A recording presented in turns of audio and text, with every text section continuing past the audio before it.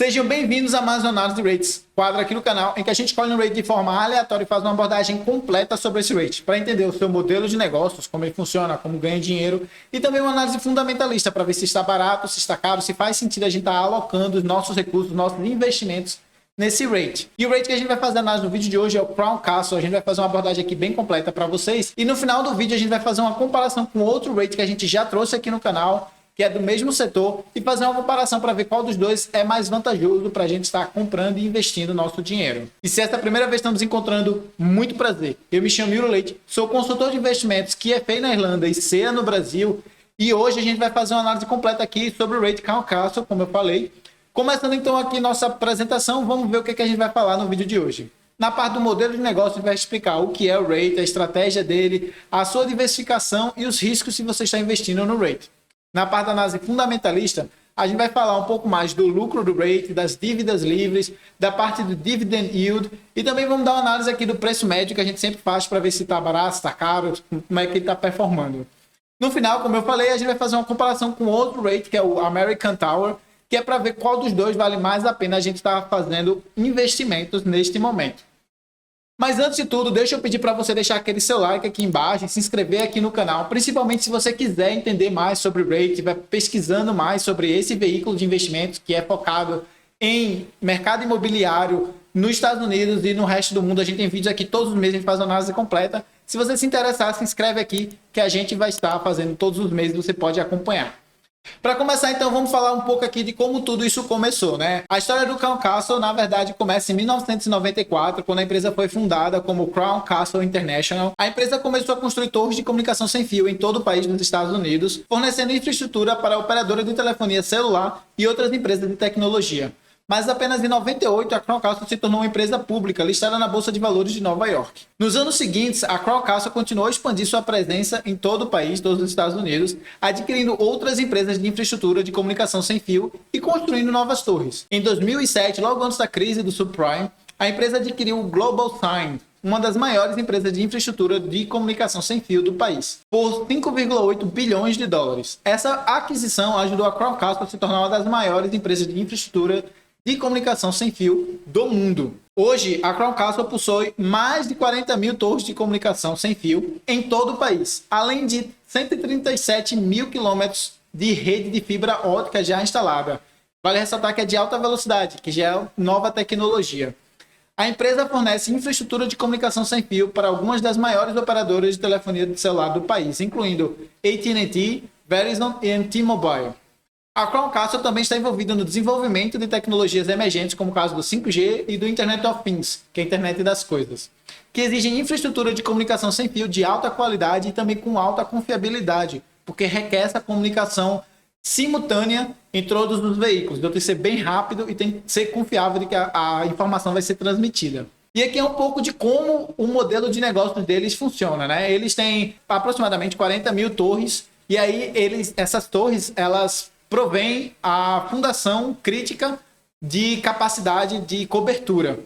Aí eles têm 120 mil, aproximadamente 120 mil small cells, que é tipo células pequenas, na tradução literal, que faz com que, né, permite que a densidade da comunicação flua de um lado para o outro. E aí eles conseguem fazer essa transmissão mais facilmente. E aí eles têm 85 mil, só que aqui está em milhas, né? Em quilômetros, 137 mil quilômetros de fibra ótica de alta velocidade para poder transmitir isso para as residências, para as empresas, enfim. Qual é a estratégia do rate de alocação dos seus recursos? Primeiro, eles têm um aumento de fluxo de caixa para as operações já existentes. Eles já têm algumas torres lá e eles tentam dar melhoria naquelas torres para fazer com que facilite a comunicação entre elas e aí permita que seja mais rápido e eles consigam, então, cobrar mais para os clientes que alugam aquele espaço. Depois, eles têm um pagamento recorrente de dividendos para os acionistas. Então, se você gosta de um rate que é focado em pagar dividendo, esse rate aqui, ele tem como o seu core business, né, o seu modelo de negócio de estar trazendo cada vez mais dividendo para o acionista. E eles acreditam que esse dividendo, pagar esse dividendo é um meio de manter o acionista dentro da empresa, é um meio de manter você investidor junto com eles durante essa jornada. Então eles são muito focados em te pagar esse dividendo, mas para isso ele tem que investir o capital de forma eficiente focando no aumento de fluxo de caixa, ou seja, ele tem que receber muito retorno de todos os investimentos que eles fazem, e esse retorno tem que ficar sendo reinvestindo, gerando cada vez mais caixa, para sobrar mais dinheiro para ele poder te pagar.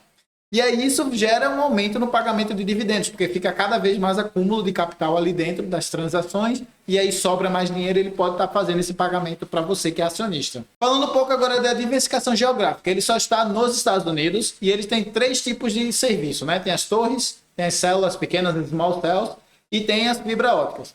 Aqui no mapa você consegue enxergar onde estão todas essas torres, você consegue enxergar onde estão as fibras ópticas. Infelizmente, os pontos em vermelho são muito pequenos. Eu não sei se você vai conseguir enxergar aí, mas estão aqui espalhados também, especialmente nessa região aqui, mas no meio tem bastante ponto vermelhinho e mais alguns espalhados aqui. Se você observar bem, eu acho que você vai conseguir ver isso.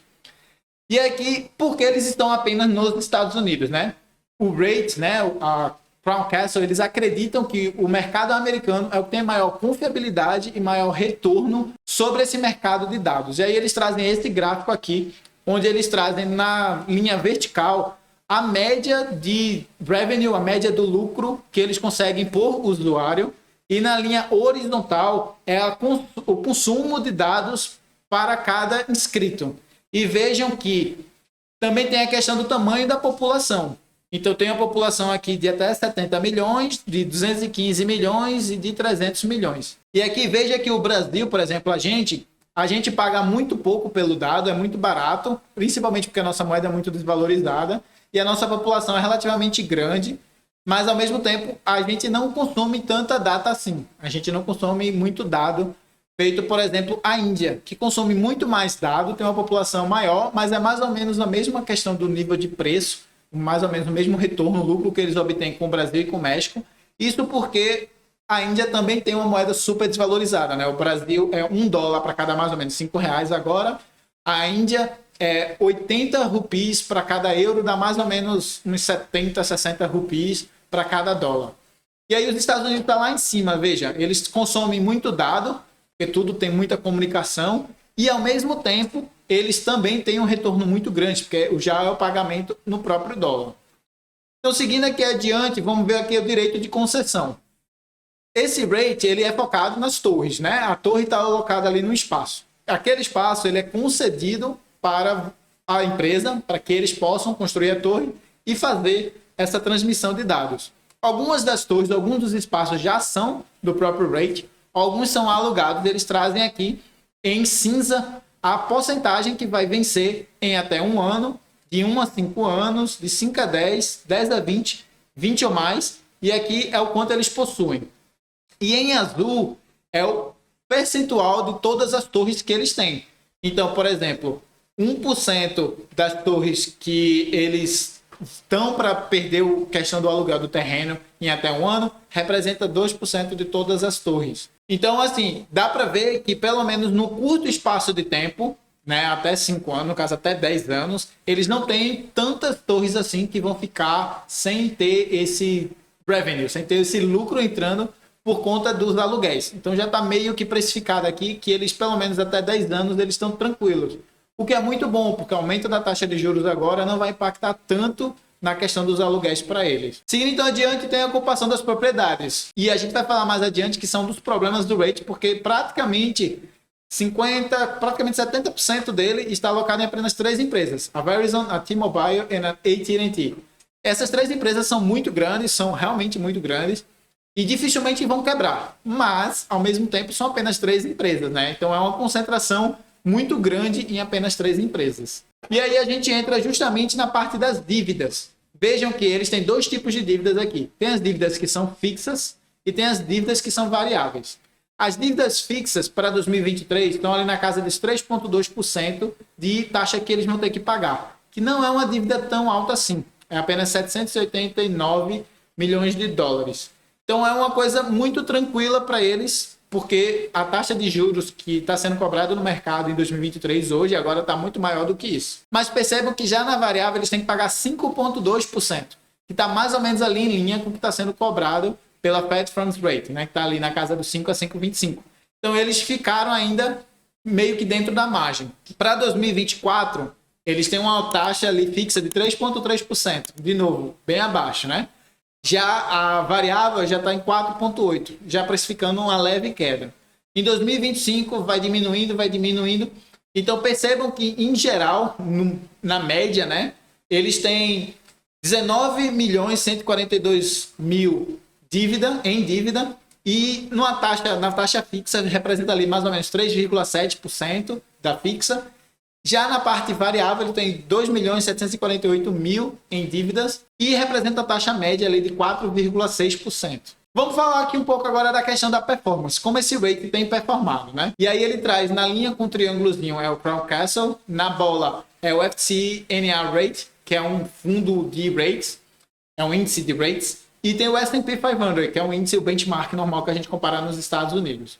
Percebam que o Crown Castle ele consegue superar ambos em todas as faixas, todos os anos, exceto de 2021 para 2022, porque teve uma queda significativa ali por conta justamente de todas as empresas de tecnologias que sofreram muito. Possivelmente agora, se a gente for analisar, já deve ter subido ou caído um pouco mais, porque aqui está em 2022, no fim de 2022, então tem aí uns 6 meses que não está atualizado aqui ainda, mas a gente vai ver isso na parte fundamentalista e eu vou mostrar para vocês tudo isso direitinho. Mas aqui é só para mostrar que em períodos normais esse rate consegue superar até mesmo o S&P 500, que é considerado um benchmark muito difícil de superar, e eles conseguem superar com uma certa folga. Vamos dizer assim, pelo menos uns 10, 15% nesses 4 anos que eles estão mostrando aqui, até 2021 no caso, né? Em 2022 eles estão perdendo, mas enfim. Quais são os riscos de você estar investindo na Crown Castle? Primeiro temos a questão do risco de demanda, porque se não houver demanda por dados, né? Primeiro nós consumidores demandando de empresa, telefonia, vamos estar aqui, empresas brasileiras, TIM, claro, a gente precisa de consumir dados, a gente vai lá e paga por isso. Se a gente começa a reduzir, as empresas não precisam mais tanto ofertar e por isso eles não precisam mais de tantas torres. É de se esperar que a gente venha ver uma certa redução das margens do Great Crown Castle, porque eles não vão precisar mais, as empresas não vão precisar mais de tantas torres assim, isso afeta muito o lucro do rate. Segundo, temos os riscos nas aquisições. Como eu disse, você tem que alugar o espaço, aquela terra. E aí, pode ser que você faça a aquisição esperando ter um certo retorno, você desprende do capital agora esperando ter um certo retorno e você não consiga, porque você adquiriu aquela propriedade e não foi exatamente como você esperava. E aí entra o terceiro ponto, que é a alta concorrência. Várias pessoas disputando aquele mesmo espaço de terra, fica mais caro para você adquirir. Ao mesmo tempo, várias empresas ofertando produtos de dados, fica mais barato, você não pode cobrar tão caro pelo seu serviço. Então, a alta concorrência impacta muito as margens desse rate. Além disso, a tecnologia de fibras são diferentes e requerem muito mais cuidado do que as antigas, que era simplesmente fazer a transmissão via torre. E aí isso faz com que o investimento, o CAPEX, que a empresa tem que dedicar ali, seja muito mais alto e é algo que você tem que ficar acompanhando para ver se está fazendo sentido. E tem um modelo de negócio que necessita de muito capital investido, ele é capital intensive, como a gente fala em inglês. Que é basicamente eles têm que desprender muito do capital, muito capital, para poder ter o retorno aí ao longo do tempo. É mais ou menos como no Brasil a gente tem as elétricas transmissoras. Você desprende muito do capital hoje, mas em 30 anos você consegue ter o retorno desse dinheiro. Mas aí como tem essa diluição, no caso das empresas energéticas já existe uma garantia, no caso deles não existe a garantia. Então, eles têm que desprender muito capital, eles não sabem se vão conseguir ter o retorno ou não. E aí tem 2 riscos que eu separei aqui que são mais problemáticos para a empresa, e eu quero que vocês entendam isso, porque vocês têm que ficar acompanhando isso de perto, se você já é investidor nesse rate ou se você pretende investir nesse rate. É a questão do aumento da taxa de juros, porque aquela variável ali estava na expectativa de que a taxa de juros fosse se manter mais ou menos uniforme. Então, se ela tivesse se mantido, seria aqueles valores, mas se aumentar muito por algum acaso, por exemplo, 1980 que precisou aumentar muito, não acho que vai acontecer, mas se acontecer, é possível da gente ver esse rate tendo que desprender ainda mais de capital para poder pagar suas taxas de juros e ao mesmo tempo afeta o outro lado, onde empresas elas normalmente têm menos para investir quando a taxa de juros está mais alta. Por isso, eles têm que diminuir nos aluguéis dos espaços, eles não demandam tanto produto, os consumidores, nós, acabamos não comprando tanto dado assim, tudo isso afeta as margens desse rate, e por isso a gente tem que ficar muito atento aí com relação a esse negócio da taxa de juros, se vai subir mais, se vai cair, como é que vai ser. Além disso, tem a alta concentração em apenas 3 empresas, como eu falei nos slides anteriores. Essas 3 empresas são empresas muito sólidas e consolidadas lá nos Estados Unidos, mas são apenas 3 empresas. Se elas sofrerem qualquer coisa e demandar menos dados do Crown Castle, isso afeta muito a margem da empresa. Saindo agora da análise do modelo de negócio, vamos falar um pouco aqui da análise fundamentalista. Primeiro vamos ver aqui a questão da variação de preço, né? A cotação. Veja que em 5 anos, você praticamente teria ficado no 0 a 0. Você comprou ali um pouco mais de $100 e agora estaria 109,44. E mesmo ela subindo praticamente dobrada ali em 2022, vejam que tem um repique em 2022, ela caiu significativamente de 2022 para 2023 e de 2023 ela deu um repique, mas continua caindo agora. Isso muito ocasionado, eu suponho, que por conta justamente da questão da taxa de juros, que aumentou mais do que se esperava, da dívida que está muito cara, como a gente vai ver nos slides para frente. Então, tudo isso afeta bastante as margens do rate, a capacidade dele pagar dividendo, e isso é muito ruim para a empresa. Entrando aqui na questão do lucro, percebam que o EBITDA dele subiu consideravelmente, estava ali na casa dos 3,3 e agora está na casa dos 4,1, que dá mais ou menos uns 20, 25% de aumento aí nesse tempo de 2 anos, que eu estou mostrando aí na tela. E a dívida também subiu de 25 para 27, que dá um aumento mais ou menos de 10%. Então eles conseguiram crescer a receita mais do que crescer a dívida. Isso vai impactar na média lá, como a gente vai mostrar no próximo slide. Depois desse aqui, ficou melhor nesse ano que passou agora. Falando agora um pouco do Dividend Yield e do FFO. O Dividend Yield é justamente esse que está em amarelo. Perceba que estava pagando bem ali, né? Deu uma subida e depois caiu consideravelmente, batendo ali na casa dos 76%. Isso aconteceu justamente porque estava lucrando menos, como eu já expliquei. É normal, não precisa se preocupar por conta disso, mas se houver uma queda mais drástica, a gente tem que ficar acompanhando. Percebam que o FFO aumentou. Aumentou ali da casa dos 2,7 para 3,4. Isso quer dizer que a empresa está conseguindo fazer sobrar mais dinheiro, mesmo com todos esses problemas do aumento de dívida, de redução de margem, eles ainda estão conseguindo fazer bastante dinheiro e fazer redução de custos principalmente, porque isso aqui deve ser mais parte de custo do que necessariamente de receita. E aí entra naquele comparação que eu disse que eu ia fazer para vocês, onde a gente está comparando aqui a CCL, né, que é a Crown Castle, versus a AMT, que é a American Tower, outro rate que também trabalha na mesma coisa, fazendo basicamente a mesma função. Percebam na primeira coluna aqui, equity, que a Crown Castle, eles têm mais equity do que a American Tower. Mas em questões de revenue, a American Tower consegue lucrar muito mais do que a Crown Castle. Isso se dá por 2 motivos. Primeiro, porque a American Tower tem mais diversificação, eles são espalhados pelo mundo inteiro. Isso faz com que, por exemplo, agora, o real está se valorizando com o dólar. A caixa deles não é tão afetada assim, porque eles conseguem se valorizar. Em alguns momentos o real se desvaloriza, eles sofrem um pouco mais. Então tem sempre essa contrapartida para eles estarem mais diversificados nos outros continentes. E também acontece por um outro fato, que é a questão do CAPEX. A American Tower, ela investe bastante também, mas ela não precisa desprender tanto, porque pelo menos até quando a gente tinha feito a nossa análise no ano passado, eles não estavam investindo tanto assim na questão de fibra ótica. Então isso desprende menos capital, requer menos cuidado, como a gente viu, requer mais cuidado para você estar fazendo essa questão da fibra ótica. Na parte aqui do ROI, que é justamente o retorno do seu patrimônio, percebam que o Crown Castle também está inferior ao American Tower, o que significa que eles conseguem fazer render muito mais com aquele dinheiro, com aqueles patrimônios dele, com aquelas torres dele, do que o Crown Castle. Contudo, percebam na parte de dívida que a dívida do Crown Castle está muito mais controlada do que a dívida da American Tower. As métricas do net debt, que é basicamente a dívida livre dividida pelo EBITDA, que é o lucro, percebam que todos os anos o Crown Castle está com essa divisão, esse resultado menor do que o da American Tower. O que significa que eles são menos endividados, menos alavancados. Então significa que eles sofrem menos com esse aumento da taxa de juros do que a American Tower. E também percebam na parte de dividend payout, que o dividend payout da Crown Castle é mais ou menos ali 50% acima do American Tower.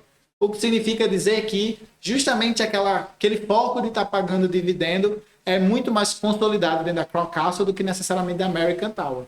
E aqui a gente poderia estar falando de diversos pontos que a gente poderia analisar aqui de ambos, mas basicamente a ideia de fazer uma comparação para analisar isso aqui, a gente vê que nesse cenário a Crown Castle faz mais sentido do que a American Tower. porque estão menos endividados, então o risco é menor do Crowdcastle do que da American Tower. Contudo, a American Tower, no longo prazo, tem performado muito acima do Crowdcastle, tem um retorno acima do Crowdcastle. Então, por conta disso, pode fazer mais sentido investir na American Tower.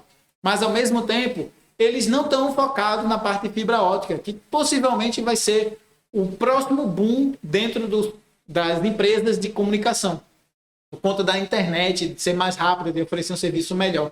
Isso faz com que a American Tower esteja atrás em termos de tecnologia e desenvolvimento. E talvez para eles acompanharem esse desenvolvimento, eles vão ter que desprender muito capital e eles acabem ficando bem atrás da Crowdcastle, porque eles já vão ter maturidade e conhecimento sobre essa tecnologia. Eles podem acabar ganhando market share, né, que é pedaço de mercado, em cima da American Tower. Então, quando comparando essas duas aqui, eu prefiro normalmente investir na Crowdcastle, que eu acho mais seguro e mais envolvido, mesmo tendo um retorno um pouquinho inferior. Pode ser que, na média, eu acabe perdendo um pouquinho, mas em algum momento, quando essa questão da fibra ótica, da internet 5G, da Internet of Things, que é a internet das coisas, se tornarem mais importantes e mais relevantes na nossa sociedade, eu acredito que a Crowdcastle vai estar muito à frente da American Tower e por isso eu preferiria escolher a Crowdcastle à American Tower. E é nesse nível de comparação aqui, e é por isso que é importante todo esse material que a gente está trazendo aqui, de fazer essa análise do modelo de negócios, entender tudo direitinho, porque sem isso a gente não conseguiria fazer essa avaliação aqui completa para poder passar para vocês e poder comparar. Veja como foi profunda essa comparação que a gente fez aqui. A gente analisou aqui nas minúcias de todos os investimentos, de todas as coisas que são feitas dentro da empresa, do foco da empresa. Tudo isso é muito relevante quando você está escolhendo um ativo para ficar com você 20, 30, 40 anos. Então é nesse nível de análise que você tem que fazer aqui, nesse nível de comparação, na hora que você estiver decidindo qual rate você vai estar fazendo alocações dos seus recursos aí futuramente. Por fim, galera, agradeço a presença de todos que ficaram até aqui. Espero que essa análise aqui tenha servido para que vocês entendam como é que faz uma análise completa do rate, como você faz a comparação, o que olhar, o que analisar. Se isso fez sentido para você, eu peço para que você deixe aquele seu like aqui embaixo. Se você quiser acompanhar aqui nosso conteúdo mensal sobre análise de rate, todos os meses a gente traz uma análise de um rate diferente como essa, eu vou pedir para você deixar a sua inscrição aqui embaixo, né? Você se inscrever aqui embaixo, clicando no botão inscreva-se e clicando no sininho, que é para o YouTube te notificar toda vez que lançarmos conteúdo novo por aqui. Eu vou ficando por aqui, um forte abraço e aguardo vocês no próximo vídeo.